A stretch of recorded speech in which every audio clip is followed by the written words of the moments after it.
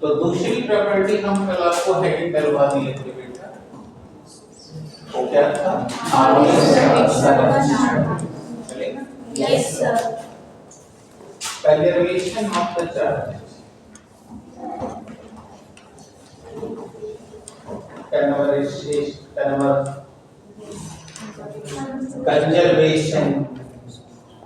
conservation of the charges.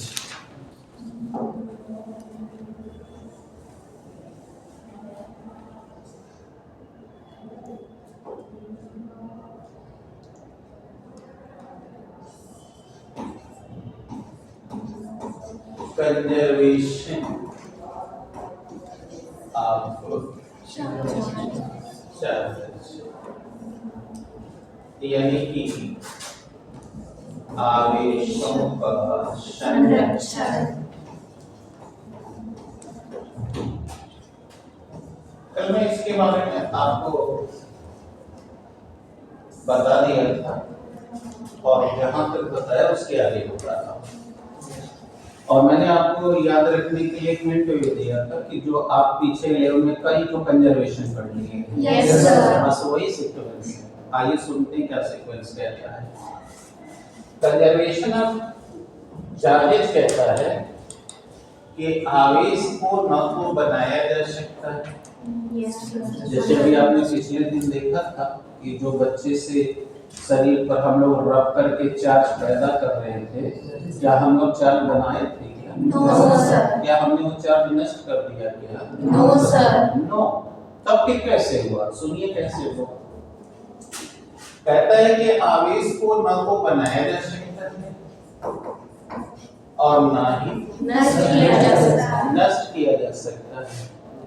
केवल एक body से दूसरे बॉडी में दूसरे बॉडी पर आवेश को ट्रांसफर किया जा सकता है, यानी they can only transform. Yes sir. Charges neither be created nor be destroyed. Only we can transfer the charges from one to another. यानी हम केवल आवेश को एक से दूसरे पर स्थानांतरित कर सकते हैं। समझ आ रहा है? Yes sir. क्योंकि आप डेमो देखें तो प्रॉब्लम ही नहीं होगा। यस। क्या प्रॉब्लम है? No sir. अब जानते ये क्या है conservation of charges? Yes sir. फिर से सुनिए किसको आएगा बताएं। आवेश के संरक्षण के नियमानुसार आवेशों को न तो बनाया जा सकता है न तो नष्ट किया जा सकता है, इसे केवल स्थानांतरित किया जा सकता है, यानी रूपांतरित किया जा सकता है। और भी कैसे? एक इलेक्ट्रॉन लूज कर देगा, दूसरा गेन कर देगा, इस पर प्लस आ जाएगा, माइनस आ जाएगा। अब श्योर हो गया? Yes sir. बताइए।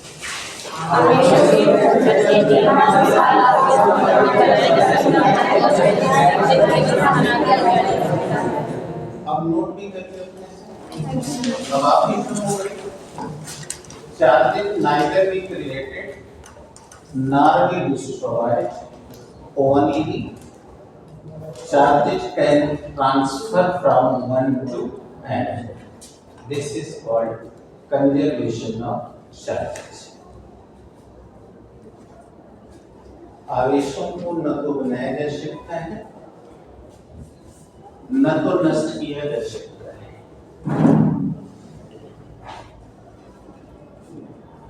इसे केवल एक चालक से दूसरे में स्थानांतरित किया जा सकता है।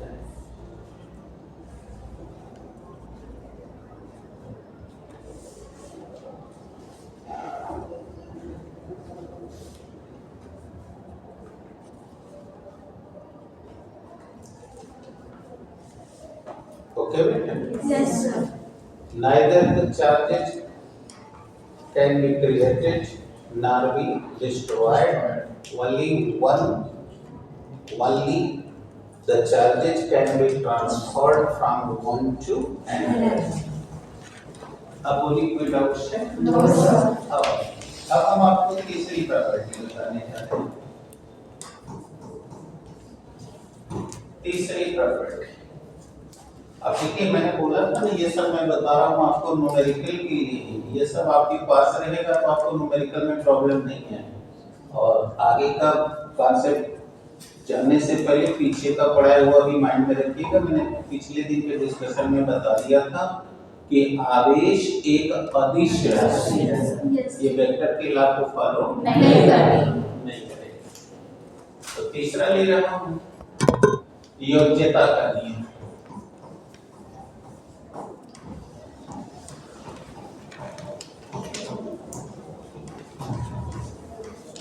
Law of addition, law of addition of charges. आवेशों के योग्यता का नियम देखिए क्या कह रहा है।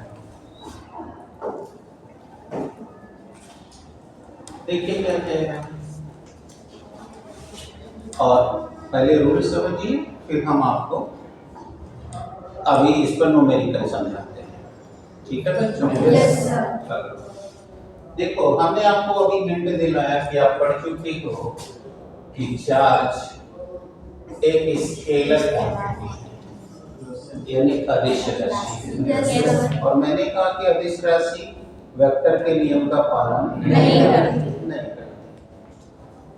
तो अगर किसी एक बॉडी को आप बहुत सारे वेरिएबल नेचर के चार्ज दे रहे हो, ठीक है? Yes, sir.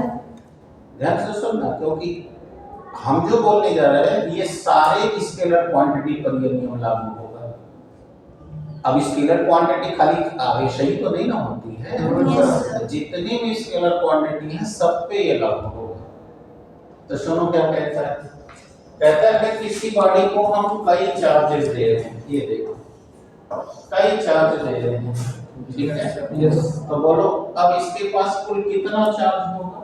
तो कहता है कि आप इसको जितना चार्ज दोगे इसके पास चार्ज की कुल मात्रा दिए गए आवेशों के बीजीय योग के तुल्य होगी।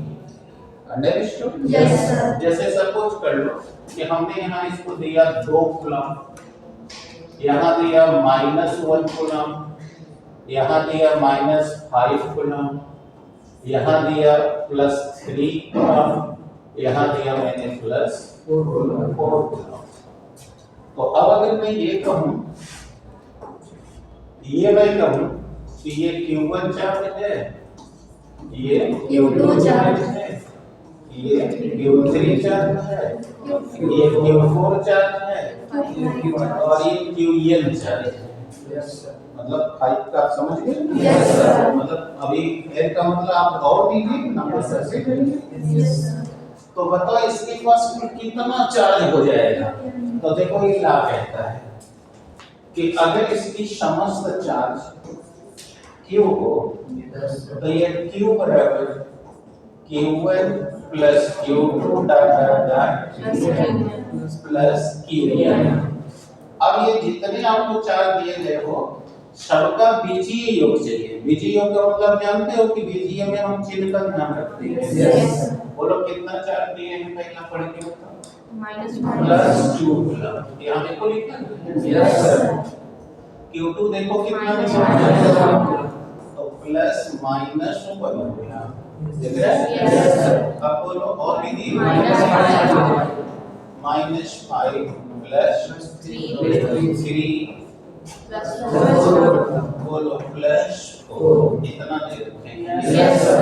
अब सबका बीजीय योग करो तो माइनस माइनस आपस में जुड़ गए 6 और 4 3 7 2 9। तो इसके पास बताओ कितना चार्ज आएगा? +3। और दिए हमने देखो कितने सारे, लेकिन इसके पास जो आया वो इनका अलजेब्रिक सम के इक्वल हो गया। इसी को कहते हैं प्रयोज्यता का नियम। जैसे समझो स्टैटिक इलेक्ट्रिसिटी, और इसको दिखाने के लिए कल हमने इन लोगों के साथ मीटिंग की थी और हमने कहा कि बेटा अगले डेमो में आप लोगों को चार्ज का योग्यता भी दिखाऊंगा और दिखाऊंगा कि चार्ज कैसे गति कर रहा है। ध्यान से सुनते हैं। अब याद करिए, आपने 11 के फ्रिक्शन में पढ़ा था 2 फ्रिक्शन, गतिक घर्षण और स्थैतिक घर्षण। क्यों बेटा, याद आया? Yes, sir. यानी कि स्टैटिक फ्रिक्शन पढ़े थे Yes, sir. और दूसरा काइनेटिक फ्रिक्शन। तो जिसको जो पढ़ा है याद आज भी है, वो समझ गया मैं कहाँ इशारा कर रहा हूँ। वही चीज हम करेंगे।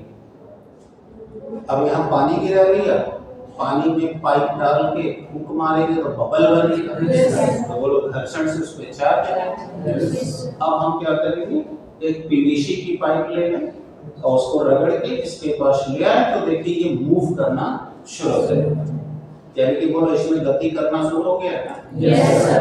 स्टैटिक इलेक्ट्रिसिटी जनरेट हो गई ना। Yes, sir. और अब गति कर रहा है तो हम उसके रिवर्स करें तो रोक दें तो बोलो स्थैतिक घर्षण हो जाएगा। Yes, sir. अब देख लो, अब हम तुमको डेफिनेशन नहीं दे रहे हैं कि 11 में क्या पढ़ाए थे, क्योंकि बेटा अब हम आगे ना पढ़ रहे हैं। Yes, sir. अब तुम्हारा पीछे से फीडबैक है तो सब कुछ सही रहेगा, और नहीं कर रहे हो तो बेटा तुमको जो काम करना हो तो तुम्हें करना पड़ेगा ना। Yes, sir. बस मैं क्या कर सकता हूँ। बात समझ में आ गई? Yes, sir. तो ये मैं आपको दिखाऊंगा डेमो करके। फिलहाल हम जिस पर है उसका हमने आपको न्यूमेरिकल दिखा दिया। अब यही सवाल में कैसे मिलेगा कि 50 छोटी छोटी जल की आवेशित बूंदें मिलकर बड़ी बूंद बना लेती हैं। तो बताओ उस बूंद का कुल कितना आवेश हुआ? इसी रूप से लगाओगे? Yes, sir. साई लगाओगे, क्योंकि चार्ज स्केलर क्वांटिटी है, और स्केलर क्वांटिटी का लॉ क्या कहता है कि अगर किसी बॉडी को आप बहुत सारे चार्जेस दे रहे हो तो उसके पास कुल चार्ज दिए गए आवेशों के बीजीय योग, भाई देखो माइनस प्लस ये सब लिखा होगा ना। Yes, sir. ये बीजी अलजेब्रिक सम्स दिखा रहा है। Yes, sir. इस बीजीय योग के बराबर होता है। अगर मान लो कि प्लस 2 माइक्रोकूलम की 30 बूंदें इकट्ठी हुई थी और ये मिलके एक बड़ी बूंद बना ली थी, आ रहा बेटे? तो बताओ इसके पास कुल कितने चार्ज आ जाएंगे? 60 माइक्रोकूलम। और देखो आ रहा है कैसे? Yes, sir. क्योंकि सारे के सारे इंटेंसिटी हैं। Yes, sir. तो 30 to 60। अब ये प्लस है, अब इसी में रहता कि कोई प्लस है कोई माइनस है, तो ऐसे लगा। और अगर इसके पास बताओ प्लस चार्ज ना होंगे, माइनस चार्ज हो, एनी डाउट? तो आप बताओ कितना हो जाता है? -60। समझ आ रहा है? Yes, sir. कठिन लग रहा No, sir. है? जब एक जवानी समझ लेता हूँ, कोई तीन आवेशित कण संयुक्त होकर एक बड़े कण में टर्न हो जा रहे हैं, राइट है? Yes, sir. एक के ऊपर -2 माइक्रोकूलम चार्ज है, दूसरे के ऊपर 4 माइक्रोकूलम चार्ज है, और तीसरे के ऊपर -2 माइक्रोकूलम चार्ज है। हाँ उठा के बताओ अब इसके पास कुल कितना चार्ज है? पहला सवाल ध्यान से सुनिए, कितना चार्ज है? दूसरा सवाल, क्या अब यह उदासीन है अथवा धनावेशित है या ऋण आवेशित? हाँ बताओ। आप ये सर इसके पास कोई चार्ज नहीं। कोई आवेश नहीं, क्यों? क्योंकि सबका सम कर दिए। तो देखो +4 ये माइनस माइनस मिलके कट गया, अब ये निरावेशित हो चुका है। अब पहला सवाल पूछा गया था अब कितने चार्ज होंगे?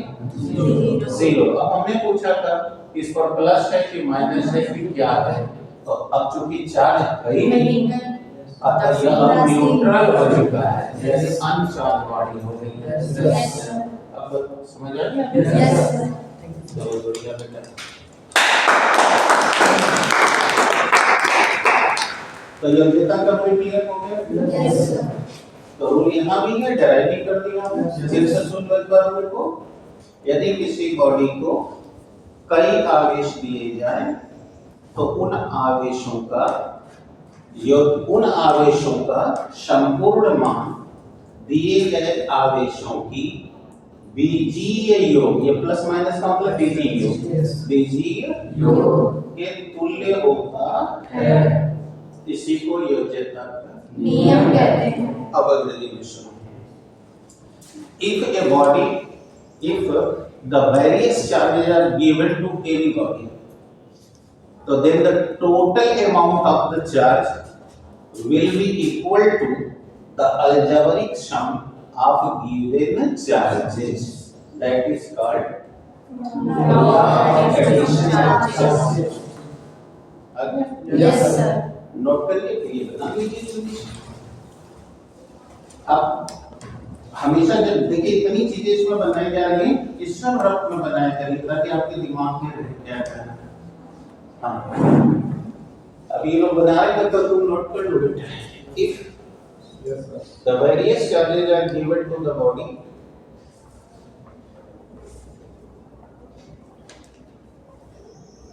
Yes, sir. so then the total amount of the charge will be equal to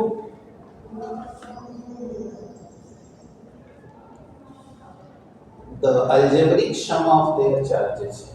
The algebraic sum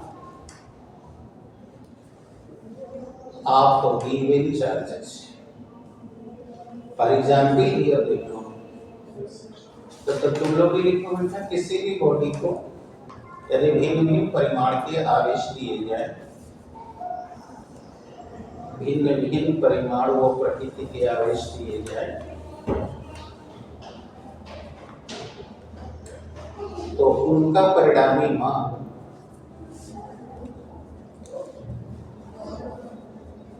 दिए हुए सभी आवेशों के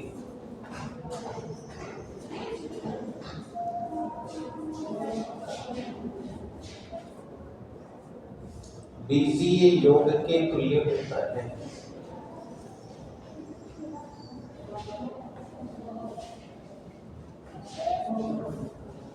ओके, फॉर एग्जाम्पल लिखो बेटा। फॉर एग्जाम्पल क्या है? Yes, sir. A body is given to Q1, Q2, dot dot dot Q1 charges. समझ में आ गया? Yes, sir. लिखो, जैसे किसी एक पिंड को Q1, Q2, dot dot dot Q1 आवेश दिए जाते हैं।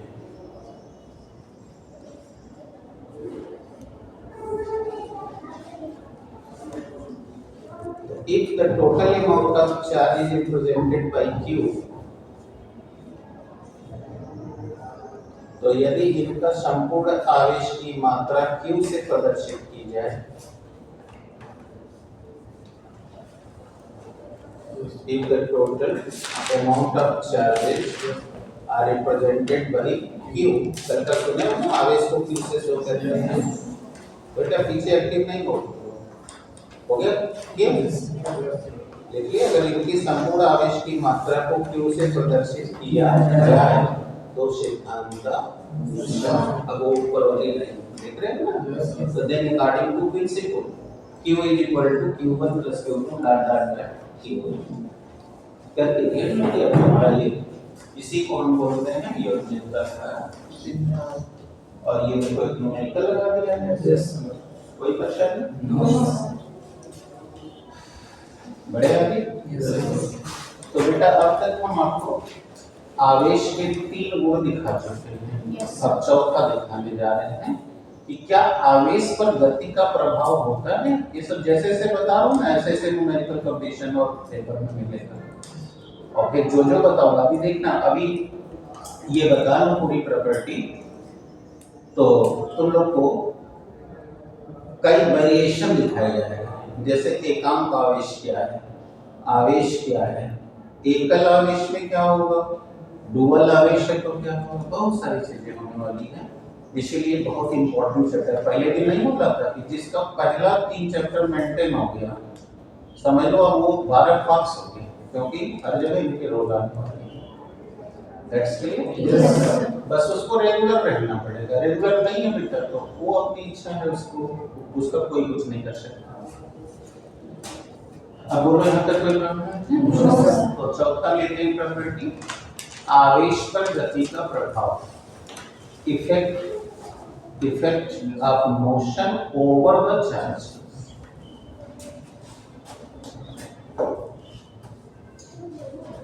चलिए देखिए चौथे प्रश्न, आवेश पर गति का प्रभाव।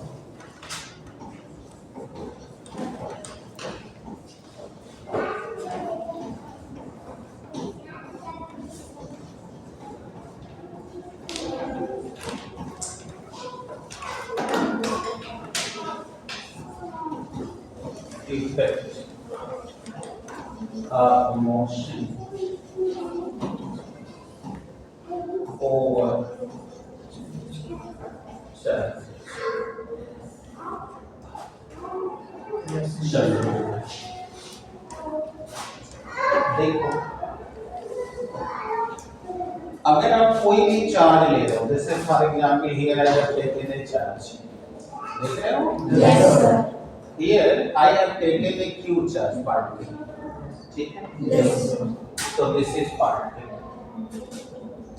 और अब हमने कहा कि मोशन कराओ क्या प्रभाव पड़ेगा, तो बोलो अगर इसको हम मोशन कराते हैं यानी कि इसे गतिमान कर देते हैं, राइट? Yes. तो इससे इसकी क्वांटिटी पर कोई इफेक्ट नहीं पड़ेगा। नहीं पड़ेगा।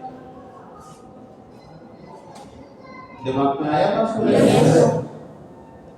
क्या बोले, क्लियर हुआ? Yes. कि if the charges are moving, तो then it gets no effect over the value of charges. यानी अगर कोई भी आवेश गति करता है तो उस गति करने से आवेश के मान पर कोई प्रभाव नहीं पड़ेगा। नहीं पड़ता है। लेकिन पहले ये कॉन्सेप्ट क्लियर हुआ? Yes, sir. जैसे आप लोग अगर समझना चाहें तो कंफ्यूजन हो रहा था, ऐसे समझें। किसी स्टूडेंट्स ने 10 रुपए की कलम खरीद ली, राइट है? Yes, sir. अब वो 10 रुपया बताओ कलम के रूप में सेव हो गया, कंजर्व हो गया। Yes, sir. अब आप दौड़ो, समझ में आ गया? Yes. दौड़ो दौड़ो, बनारस जाओ, चंदौली जाओ, अपने गांव जाओ, धीरे से जाओ, तेज जाओ, क्या वो कलम 10 रुपए की बजाय 15 की हो जाएगी? No, sir. 50 की हो जाएगी? No, sir. यानी उसका वैल्यू अगर 10 रुपीस है तो दैट विल बी 10 रुपीस, है ना? Yes, sir. Due to motion, no effect are seen over the price of the pen. क्या पेन के ऊपर कोई प्रभाव पड़ेगा? No, sir. बस वही मैं भी कह रहा हूँ कि when the charge, any charge, suppose that here is the particle which are having the Q charges. जैसे सपोज कर लो यहाँ कोई एक कार है जो Q, जिसका आवेश Q है, and it is moving from here to there by 2 meter per second velocity or 10 meter per second velocity. That is clear? Yes, sir. But the value of charge will not be affected. यानी कि ये यहाँ है, अगर Q coulomb का अर्थात 2 micro coulomb का, तो अगर ये मोशन करके यहाँ B पॉइंट पे पहुंच गई तो अभी वहाँ वो 2 ही माइक्रो कूलम का है। Yes, sir. क्या मेरी बात समझ आ रही है? Yes, sir. अब अगर हम इसको B के बजाय इधर ले आए D पे, तो यहाँ भी ये आएगा तो बोलो कितना है? 2 माइक्रोकूलम। 2 ही माइक्रोकूलम है। Yes, sir. तुमको मैं इंद्र को अभी ये कहाँ पे हनुमान है, अब आगे चंदौली, तो क्या ये इंद्र बदल गए? No, sir. इनका वैल्यू वही है ना? Yes, sir. तो चार्ज अगर मोशन करता है तो value of charge, quantity of charge does not change. तब आप कहोगे सर जो बदल नहीं रहा, इससे प्रभाव क्या पड़ा? प्रभाव पड़ा बेटा, क्या प्रभाव पड़ा? फील्ड पर। क्या प्रभाव पड़ा? फील्ड पर। फील्ड पर। जैसे मैं यहाँ खड़ा हूँ, अगर मेरा वैल्यू 100 रुपया है तो मैं आपके पास आऊंगा तो आपके मेरे पास आने पर मेरा वैल्यू 100 ही रुपया रहेगा, लेकिन इफेक्ट पड़ेगा क्या कि जब मैं यहाँ हूँ तो आप रिलैक्स मोड में हो, जैसे ही मैं पास आऊंगा आप लोग एकदम सक्रिय हो जाओगे, यानी कि मेरा फील्ड बढ़ गया है, बढ़ गया? Yes, sir. कितने बढ़ गया? बढ़ गया। आप इजी वे में you are doing something, suppose that in your classroom you are talking together, but as you see that teacher are coming, so you are continue to speak to each other or you will just stop and be alert? Be alert ना? Yes, sir. आप class में बैठे थे, आराम से बतिया रहे थे, कुछ भी बतिया रहे, तभी आपने देखा टीचर आ रहे हैं और आप लोग एकदम अलर्ट हो गए, जैसे कितना अच्छे बच्चे हो गए, प्यारे बच्चे हो गए। अभी शैतान बच्चे हुए थे, वाई किसने प्रभावित किया? फील्ड ने किया, क्योंकि चार्ज अवे था और चार्ज पास आ गया तो फील्ड क्रिएट हो गया। Yes sir. जैसा कि पिछले दिन के लेक्चर में कहे थे जब पढ़ा रहे थे कि चार्ज कैसे कैसे पैदा किया जा सकता है। Yes sir. अब बताइए क्या दिक्कत आ रही है? No sir. तो अब ये नोट करके इसको काउंट किया जाए। Yes sir. तो लिखिए, आवेश की गति करने से आवेश की मात्रा पर कोई प्रभाव नहीं पड़ता। The quantity of charge does not affect या does not change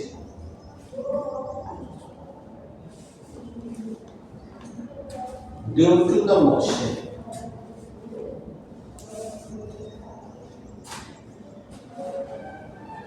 कोई प्रभाव आ गया बेटा? Yes sir. मतलब उसके ऊपर कोई प्रभाव नहीं पड़ेगा, लेकिन मैंने कहा था यस कि लेकिन क्षेत्र पैदा होगा। क्या पैदा होगा? क्षेत्र। तो लिखिए लेकिन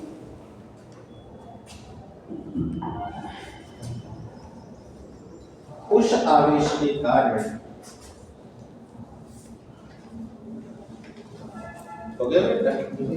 उस आवेश के कारण वहां क्षेत्र उत्पन्न होते हैं।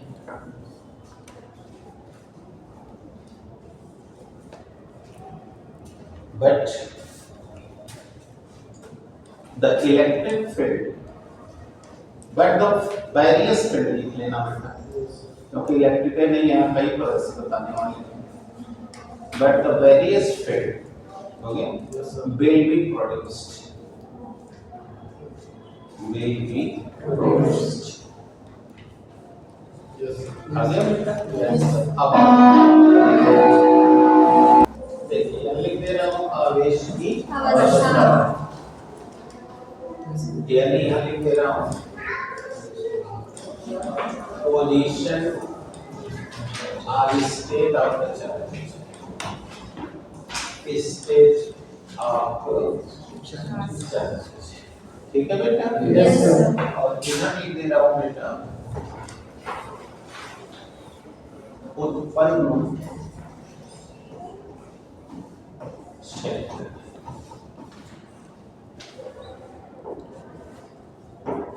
क्या लिख रहा हूं? Produced field. चले? Yes sir. अब आइए देखते हैं। अब देखिए अगर आपका चार्ज विराम अवस्था में कहीं पड़ा हुआ है तो बोलो उसको लिख दो ना स्थिर अवस्था में। Yes sir. तो यदि आपका चार्ज क्या हो? स्थिर अवस्था में। स्थिर अवस्था में हो, यानी if the charge is in rest phase, in rest phase, जानते हो क्या होगा? तो लोगों ने भगवान जी लोगों का चेहरे फोटो देखा होगा, तो देखा होगा भगवान जी लोग के फोटो के उनका जो सिर होता है उसके चारों तरफ एक आभा मंडल रहता है। Yes sir. यही आभा मंडल सबके पास होता है। अभी परसों मैंने एक टेस्टर से दिखाया। यस अब हम यहाँ खड़े हैं, आपके पास आके खड़े ही रहेंगे और जितनी देर खड़े रहेंगे उतनी देर तक अब आप सामान्य स्थिति में नहीं बने रहेंगे, है ना? Yes sir. अभी आप यहाँ बैठे हैं या घर में हैं, आपका कोई गेस्ट आ जाए और आप पढ़ रहे हैं और आपके पास आके खाली खड़ा हो जाए, देखिएगा अब आपको पढ़ाई में इंटरेस्ट कम, इस बात में इंटरेस्ट ज्यादा होगा। तू क्या देख रहा है? सही है? Yes sir. बोलो ये फिर पढ़ा कि नहीं पढ़ा? Yes sir. क्यों पढ़ गया? क्योंकि अगर कोई भी बॉडी यानी कि कोई भी आवेशित कण अगर स्थिर एक जगह रख दिया गया है तो उसके चारों तरफ इलेक्ट्रिक फील्ड आ जाता है। कौन सा फील्ड? Electric field. इसका मतलब कि जब कोई चार्ज कहीं भी रेस्ट फेज में होगा, जैसे यहाँ है, तो इसके कुछ दूरी तक चारों तरफ एक फील्ड बन जाएगा Yes. और इस फील्ड को बोलेंगे वैद्युत क्षेत्र या आवेशित क्षेत्र। और हम अंग्रेजी में कहेंगे इलेक्ट्रिक। तो अब आज से आप समझ गए कि कोई भी बॉडी या कोई भी व्यक्ति आपके पास आके खड़ा हो जाता है तो अब नॉर्मल क्यों हो जाती है? मतलब नॉर्मल नहीं, एबनॉर्मल मतलब असामान्य। Why? Because that body is a charge body and if he just stand just too near to me, so now my body is in the electric field and that field now affecting me either repelling or attracting. इसलिए जब आप एक दूसरे के पास जाते हो तो या तो नफरत करते हो या प्यार करते हो। यानी वो खड़ा हो गया तो दूर भागना चाहोगे या उसके साथ गले मिलना चाहोगे। तो चीज हो रहा है ना। Yes. और वो दोनों तुम्हारी स्व इच्छा से होगा। यानी किसी से गले मिल रहे हो तो अट्रैक्ट हो रहे हो और रिपेल हो रहे हो तो क्या करोगे? दूर भागोगे या तो कहोगे यही भाग जाए या तो ही भाग जाए। ऐसा नहीं होता क्या? सबके साथ होता है। कठिन तो नहीं लगेगा? No, sir. एक्टिव हो, खुल के बोलो, खुल के ऑब्जर्वेशन करो कि हाँ ऐसा मेरे साथ होता है और ऐसा सबके साथ होता है। It is not only for you because every human body is the charge. Next Yes, sir. Clear हो गया? Yes, sir. So wherever the charge is into the rest field, so then surround the charge, electric field will be generated. आगे आप सबको समझ Yes, गए? sir. अभी बात की बात है दूसरा समझो। ये सब बेटा कंप्लीशन के सवाल है तुम्हारे न्यूमेरिकल से शामिल है। आप दूसरा ले जाओ। अगर तुम्हारा आवेश बेटा गतिमान है, कौन सी अवस्था? गतिमान अवस्था। यानी if your charge in motion, right? Yes, sir. जानते हो बेटा क्या होगा? अगर चार्ज मोशन में है तब दो फील्ड जनरेट होगा। कितना फील्ड? दो field. Electric field and magnetic Magnetic field. field. सुनते हो ना रोज? Yes. अभी लाइन ऑन करोगे तार से करंट दौड़ के आएगी ना? Yes, sir. आ गया समझ? Yes, sir. तो जब भी कोई charge particle I charge body is into the motion, so these two kind of the field will be generated surrounding this. First electric field, another magnetic field. याद रहेगा बेटा? Yes, sir. So then two kind of field will be generated here. One is the electric field, another is the Magnetic field. magnetic field. Hindi लिखने की clear है? हाँ बेटा, वैद्युत क्षेत्र और चुंबकीय क्षेत्र।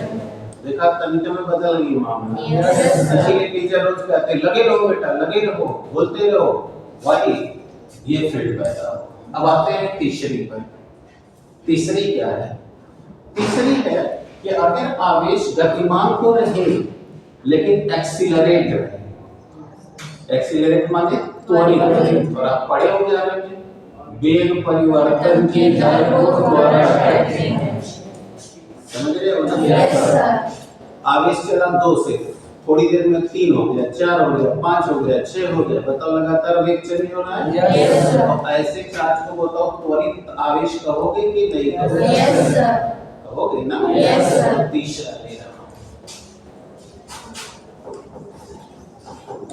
यदि आवेश कैसा हो बेटा? त्वरित। त्वरित हो।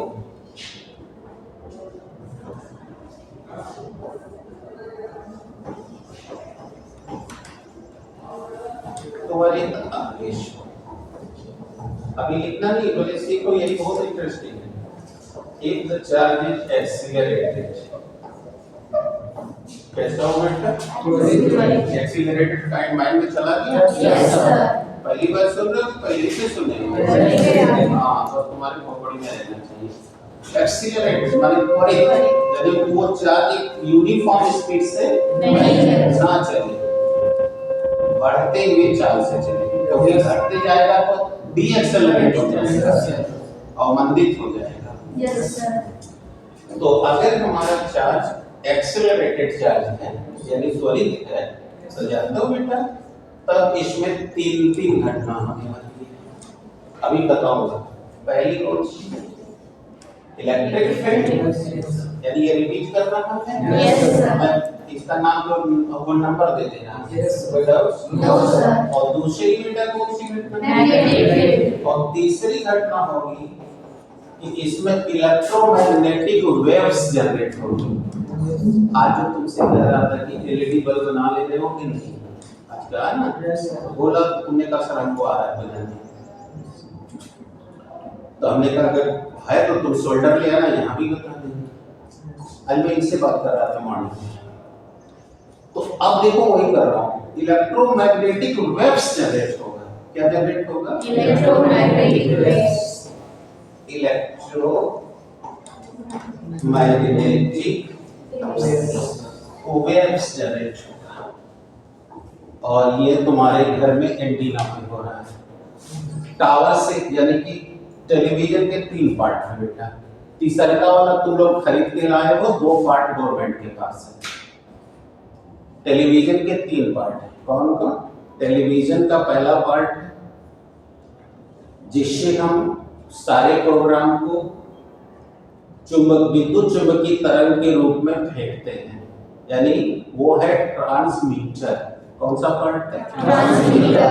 दूसरा सैटेलाइट, जो उपग्रह भेजा गया, जो 11 में पढ़े हुए हैं। Yes, sir. और तीसरा तुम्हारे घर में है, जिसका नाम टेलीविजन रिसीवर है, वो तुम्हारे घर में है।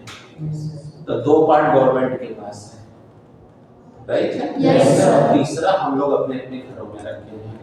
तो घर में बताओ, छत के ऊपर हमने एंटीना लगा रखा है। Yes, sir. और वो एंटीना जो सैटेलाइट के द्वारा इलेक्ट्रोमैग्नेटिक वेव्स भेजी जा रही हैं, उसी को रिसीव करके फिर उसको विद्युत करंट में बदलता है, और फिर वो करंट जब जाती है टेलीविजन के अंदर, तो अब वो उसको साउंड में और पिक्चर में कन्वर्ट करता है। ये था 12वें कोर्स में पहले, लेकिन जब से कोरोना आया तब से ये कोर्स हटा दिया, नहीं तो पढ़ना था, अब नहीं पढ़ना होता है। क्लियर हो गया? Yes, sir. बोली बात समझ में आ रही है? Yes, sir. तो आपने देखा तीसरा चार्ज ने क्या कमाल दिखा है? Yes. अगर आपका चार्ज एक्सेलरेट हो रहा है, राइट है? Yes. और इसका आप वो भी कर लीजिएगा। अगर आपके घर में वोल्टेज लूप लाभ कर रहा हो, तो देखिएगा टीवी में आवाज आने लगेगी। Yes, sir. अगर ट्रांसफार्मर होगा तो आवाज आने लगेगी। Yes, sir. पता है? Yes.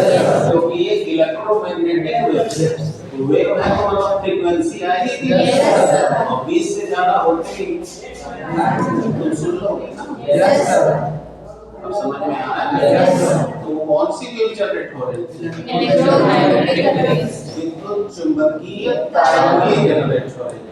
तो बेटा है ना, ये तीनों काम का बहुत शानदार। Yes, sir. अभी तुम्हारे पास में मिलकर से मिलेगी। तो अगर कोई चार्ज रेस्ट फेज में होगा तो वहाँ की विद्युत क्षेत्र होगा, गतिमान अवस्था में होगा इलेक्ट्रिक फील्ड। अब इसी से तुम लोग समझ लो, तो घर पे बैठ के पढ़ोगे, खाली इतना नहीं मिलेगा। Yes, sir. स्कूल आओगे, पढ़ोगे, गुरु के पास आओगे, जाओगे, ये दोनों मिलेगा, राइट? Yes, sir. और अगर पढ़ाई के प्रति उत्सुक हो के आओगे तो ये तीनों मिलेगा। मतलब इस तरह याद कर सकते हो, और ये सच है, मतलब ये मैं सारी सही है।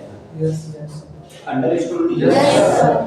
So if the question is asking you that what kind of the field will be generated, if the charge in the rest phase, so you should say only electric field will be generated there. Yes. And if the charge is into the motion, so then electric and magnetic both field will be generated there. And if the charge is accelerated, so then magnetic force, magnetic field, electric field, and electromagnetic waves will be generated. Right? Yes, sir. कर लोगे ना sir? Yes, sir.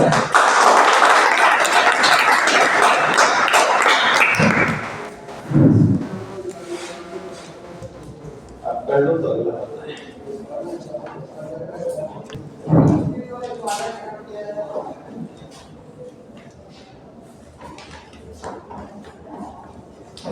आवेश क्वांटीकरण है, यानी quantization of charges.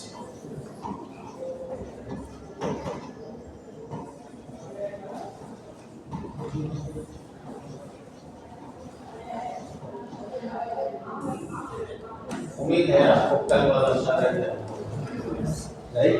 Yes sir. आपको मैं पुनः वापस ला के बता रहा हूँ। कल आपने पढ़ा कि अगर कोई भी पदार्थ से, एटम से इलेक्ट्रॉन अगर लूज होता है तो वह पूर्ण संख्या में लूज होता है। Yes sir. जैसे अगर एक इलेक्ट्रॉन लूज हुआ तो उसके पास बताओ ई चार्ज होगा। Yes sir. दो हुआ तो 2e होगा। कल का याद है? Yes sir. तीन होगा, 3 होगा, और e होगा, ऐसे ही तो n होगा। Yes sir.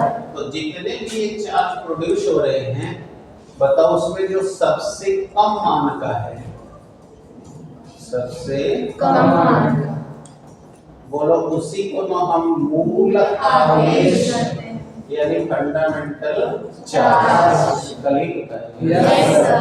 उसी को हम फंडामेंटल चार्ज कहते हैं। मूल आवेश कहते हैं। यस। बोल बेटा, प्रॉब्लम? No sir. अभी कल ही बताया। यस। और आपको न भूले, आपको हार्मोनिक्स याद दिलाना यस। है यस सर। कि जब हम कोई भी वाद्य यंत्र बजाते हैं तो बहुत सारी आवृत्तियां की ध्वनि निकलती है। यस। यस। तो उनमें जो सबसे कम आवृत्ति वाली तरंग पैदा होती है उसी को मूल आवृत्ति कहते हैं। पढ़ाई किया? Yes sir. और उनको छोड़कर बाकी सारी आवृत्तियां हाइपरटोन यानी अधिस्वरम कहलाती हैं। Yes sir. तो अधिस्वरकों में से वो आवृत्तियां जो मूल आवृत्ति की पूर्ण होती है उसे सन्नाटा कहते हैं। और अगर दो गुनी है तो द्वितीय सन्नाटी, 5 गुनी है तो पंचम सन्नाटी। ये पढ़ेगा। Yes sir. इसे कहता हूं, वहीं से याद कर लो। तो अगर अब तो हम सब जानते हैं कि इलेक्ट्रॉन के लूज और गेन करने से चार्ज पैदा होता है। Yes sir. और अगर एक निकलेगा तो एक के पास ई आवेश होगा। Yes sir. दो के कारण 2e, 3e, 4e, n होगा। Yes sir. राइट? Yes. अतः इन सभी आवृत्तियों में जो सबसे कम कम मान मान की आवृत्ति होगी, फंडामेंटल चार्ज कहलाएगी। वो मूल आवेश कहलाएगा। Yes sir. और मूल आवेश का बाकी सभी आवृत्तियां जितनी गुनी होगी, यानी 2 गुनी, 3 गुनी, 4 गुनी, 10 गुनी, 1000 गुनी जो भी होगी, यस सर। वह जितनी गुनी है वही पूर्ण गुणज क्वांटम कहलाएगा। Yes sir. नहीं बताया था? यस। तो वही क्वांटम कहलाएगा और इसी को हम कहते हैं क्वांटीकरण, यानी यही आवेश के क्वांटीकरण का सिद्धांत कहलाता है। आगे बच्चों? Yes sir. तो अगर परीक्षा में आ जाए कि क्वांटीकरण का सिद्धांत क्या है, what is the principle of quantization, तब कहोगे कि हम जानते हैं कि इलेक्ट्रॉन के लूज या गेन करने से आवेश पैदा होता है। Yes sir. अगर वो एक इलेक्ट्रॉन लूज करता है तो एक आवेश, 2 करता है तो 2 आवेश, यानी कि ऐसे लिखोगे yes. E 2e 3 4e dot dot dot n। अतः इन सभी आवेशों में सबसे न्यूनतम आवेश को हम मूल आवेश कहते हैं और इसको छोड़कर बाकी सभी या इसके पूर्ण गुणज होते हैं। Yes sir. 2 गुना 3 गुना 4 गुना यस। पूर्ण गुणज होते हैं। Yes. वही पूर्ण गुणज मान क्वांटम कहलाता है। इसी को आवेश के क्वांटम का सिद्धांत कहते हैं। This is called the principle of quantization of charges. अब बोलो क्या दिक्कत आई? No sir. पक्का? Yes sir. अब इंग्लिश में सुनिए। We know that by losing or gaining the electron, the charges are produced. If they lose 1, तो 1e, charge will be produced. 2, 3, 4. So simultaneously 2e, 3e, 4e, 5e, ne charges will be produced. Yes. So among in all charges, मतलब इन सभी आवेशों के मध्य, right? Yes, sir. Among in all charges, the at least value of charge is called fundamental charge. आ रहा है? Yes, sir. But science पढ़ने वाले के पास में इंग्लिश का खूब स्ट्रॉन्ग सपोर्ट होना चाहिए। इसीलिए हम लोग क्या जो भी बच्चे पढ़ते हैं हम उनको यही कहते हैं कि बेटा इंग्लिश भी पढ़ लो और खूब मेहनत से पढ़ो, क्योंकि इसके बिना तुमको बहुत दिक्कत होगी। तो आप ही अपना मेहनत करोगे तो that at least amount of the charge, जो सबसे कम मान की आवेशाई है, right, Yes, sir. Is called the fundamental Charge. and the rest of the charge is either 2 times, 3 times, 4 times, means a complete multiple value. So that complete multiple value of the charge is called quantum. What called? Quantum. This is called theory of quantization of the charge. अब बोलो कहाँ देखा? No, sir. आगे? Yes, sir.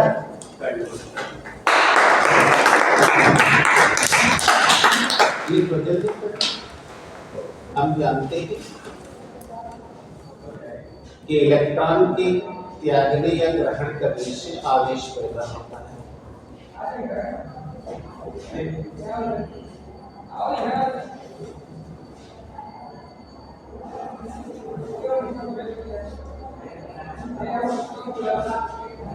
We know that the charge is produced by losing and gaining of the electron. एक electron के मुक्त होने से उत्पन्न आवेश का मान स्मॉल ई होता है। The value of charge by losing one electron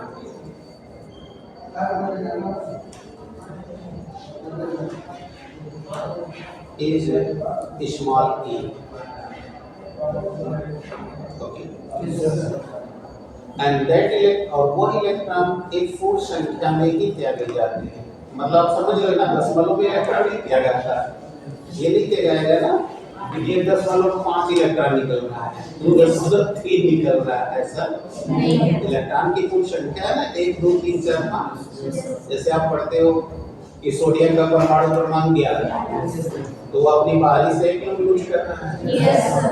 second group वाला होगा तो 2 लूज करेगा, सी ग्रुप वाला होगा 3 लूज करेगा, तो संख्या कंप्लीट ना निकलती है, डेसिमल में नहीं ना निकलती। No, sir. क्या लिखे? अभी क्या लिखे? नहीं उनको क्या लिखे? One electron is E small e. अच्छा ठीक है, आगे तुम लोग क्या लिखे? जो है कि लगते हैं पूर्ण संख्या में इलेक्ट्रॉन त्यागे जाते हैं। हाँ, पूर्ण संख्या में इलेक्ट्रॉन त्यागे जाते हैं, अर्थात 2, 3, 4, 5 dot dot dot N. Electrons are lost or gained in a complete number. For example, 2, 3 dot dot dot n. Okay, इसलिए जो आवेश पैदा होगा वो कितना होगा? 2e 3e 1e होगा। इस प्रकार उत्पन्न आवेश क्रमशः 2e 3 dot dot dot n होते हैं। This is how the produced charge are 2e 3e 4e dot dot dot n। ठीक है, अब इसमें जो सबसे कम मान वाला है वही है फंडामेंटल चार्ज, यानी मूल आवेश। समझ रहे हो बेटा? Yes, sir. इन्हीं में जो सबसे कम मान का आवेश है उसे मूल आवेश कहा जाता है। The at least value having the charges having charge is called fundamental charge.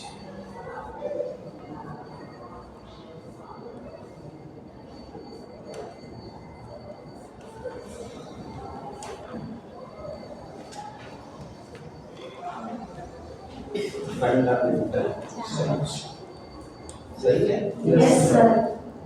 और बाकी सब बताओ क्या है, उनके दो ही माने गुण हैं और वो कहलाएंगे क्वांटम, है ना। Yes, sir. से सभी आवेश उनके पूर्ण गुणज होते हैं। Rest of the charges are their complete multiple value.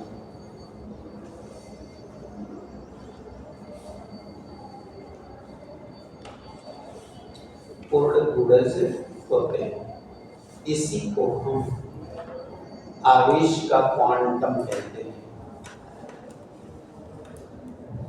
This is called the quantum of charge.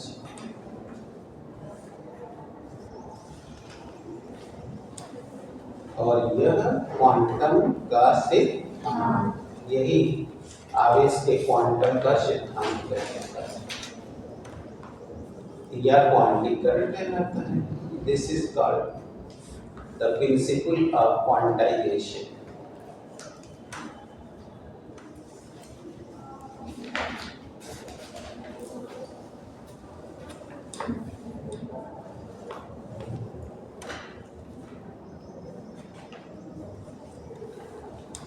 ठीक है।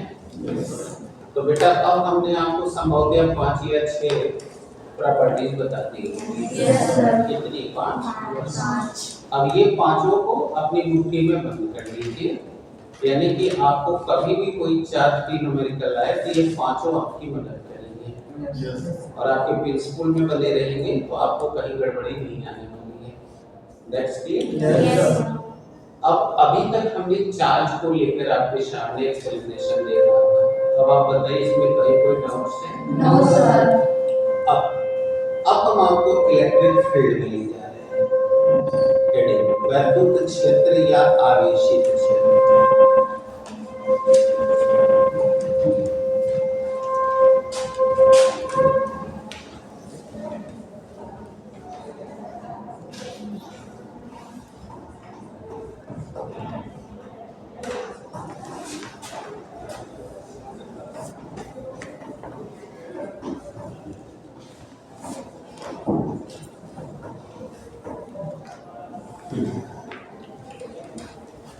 Electric field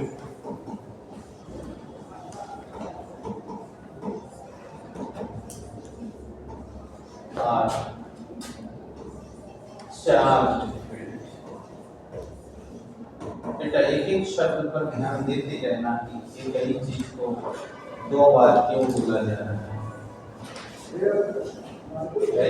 Yes, sir. अब हम इसकी डेफिनेशन परसों के दिखाए गए डेमो में लेते हैं और आपके साथ भी लेते हैं। परसों आपने देखा कि हम लोगों ने सत्यम को जब रब किया तो उनके बॉडी पे चार्ज आ गया। Yes, sir. और मैं खुद क्रिटिकल किया था। मैं तो अपने को नहीं रगड़ा था। No, sir. लेकिन जैसे ही मैंने इनके अंगुली के पास अपनी अंगुली को ले गया तब तक कुछ नहीं हुआ, लेकिन जैसे ही टच किया आपने देखा कि आवाज भी आई और झटका भी लग गया। Yes. बोलो वो झटका क्या बता रहा है? हमको दूर भगा रहा है। Yes, sir. Problem? No, sir. दूर भगा रहा है बोलिए। Yes. इसका मतलब कि हम सत्यम के पास खड़े रहे तब तक कुछ नहीं हुआ और जब उनके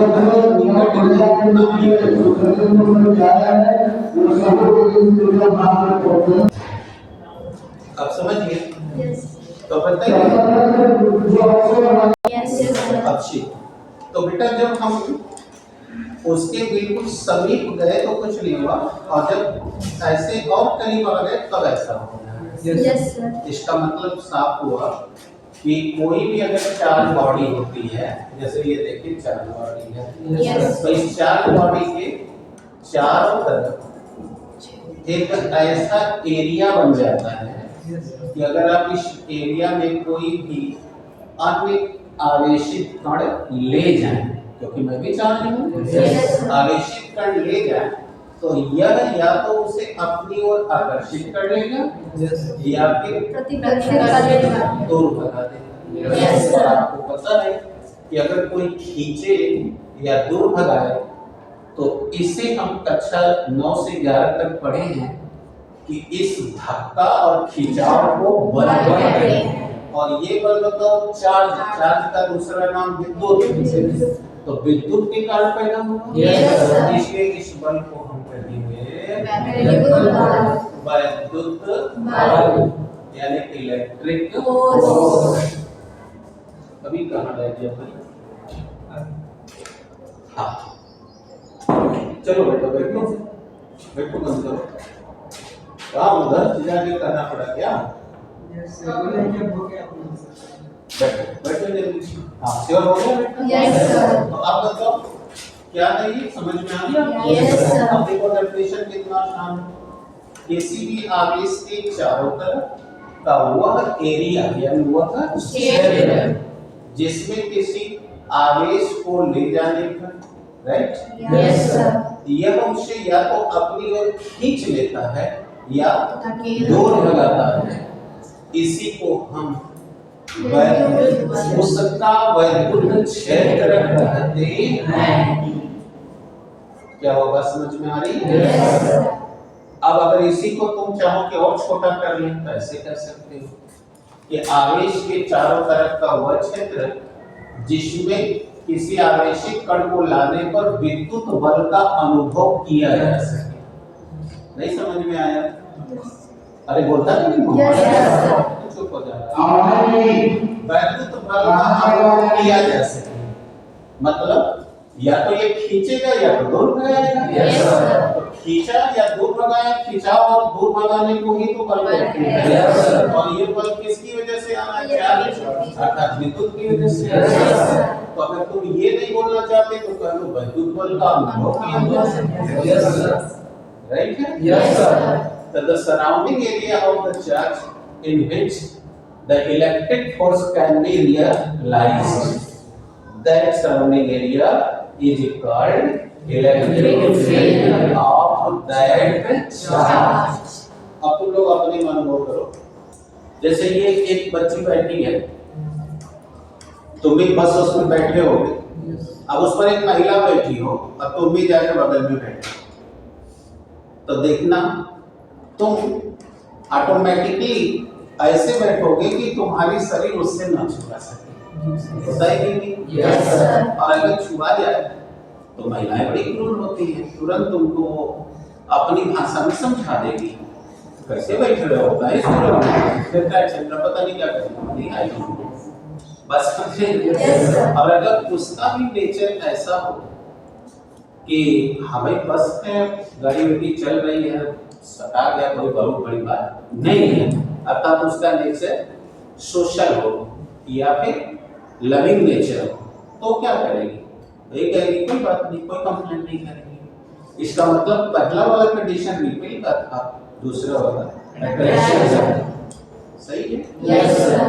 मैटर क्लियर हो गया? Yes, sir. कोई डाउट्स? No, sir. यही बात को हम अपने फायदे में ले लेते हैं कि किसी भी आवेश के चारों तरफ का वह क्षेत्र जिसमें कोई दूसरा आवेशित कण लाए, तो या तो ये उसे अपनी ओर खींचे या तो दूर भगाए, अर्थात इसके वैद्युत बल का अनुभव किया जा सके, वही उसका वैद्युत क्षेत्र या आवेशित क्षेत्र कहलाता है। अब आगे Yes, sir. बोलो, बताओ जल्दी।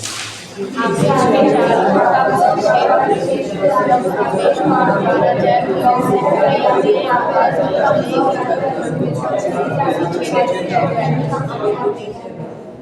आगे क्लियर? Yes, sir.